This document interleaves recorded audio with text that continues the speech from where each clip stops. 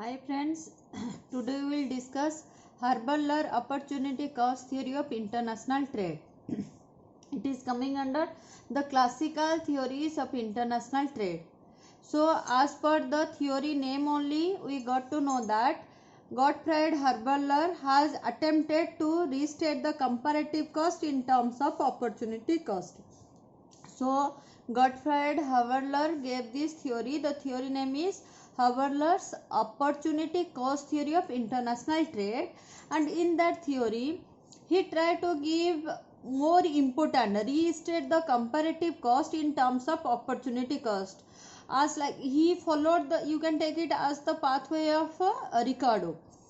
What he told, Ricardo gave maximum opportunity cost as its maximum importance, but he told that it's not that comparative cost is not important, it is important, but in terms of opportunity cost. Hurlbut demonstrates that the doctrine of comparative cost can hold valid even if the labor theory of value is discarded.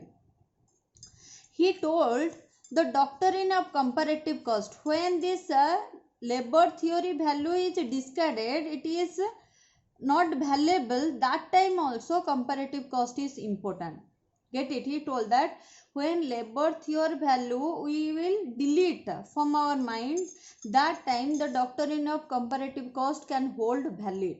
Get it? How? The opportunity cost is what has been given up in order to have some quantity to another thing. Just like I gave an example, we have option of 5,000 rupees, 3,000 rupees and 2,000 rupees. After the 5,000 rupees we should choose the 3,000 rupees, but due to some reason if we are not choosing this option and we are choosing this is known as opportunity cost, which is also known as next best option. So the opportunity cost theory we can explain by taking X and Y country as the example. The opportunity cost theory says that if a country can produce either commodity X and a Y, two countries are there, A and B, they are producing the commodity X and a Y. The opportunity cost of commodity X is the amount of the other commodity Y that must be given up in order to get one additional unit of commodity X. Thus, the exchange ratio between the two commodity is expressed in terms of their opportunity cost. That means two countries are there, A and B. They are producing two commodity X and Y. Here a country will see when they are producing two commodities X and Y, the opportunity cost of commodity X, if it is the amount of other commodity Y that must be given up in order to get another additional unit of commodity X. If with the opportunity cost of X we are getting an additional unit of X, at the time of exchange ratio we will take, that is also a major concern. Get it? So what are the assumptions?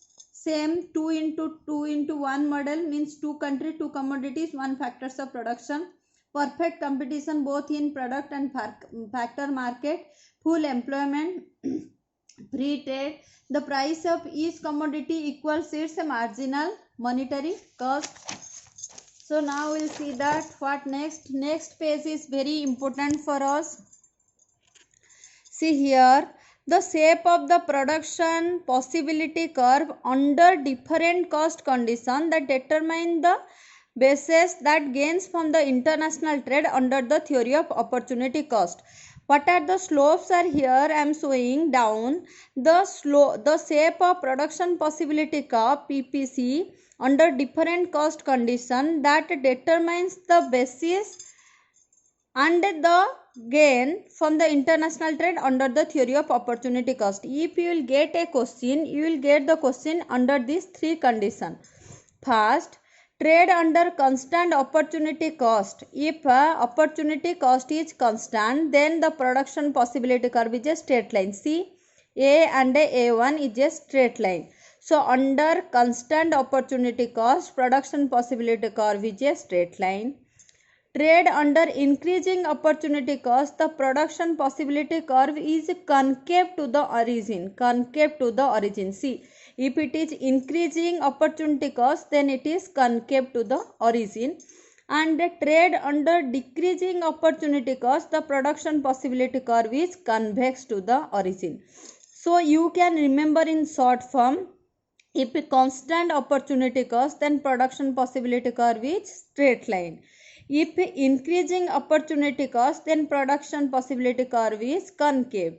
And if decreasing opportunity cost, then production possibility curve is convex to the nature. By this 6 symbol you can remember.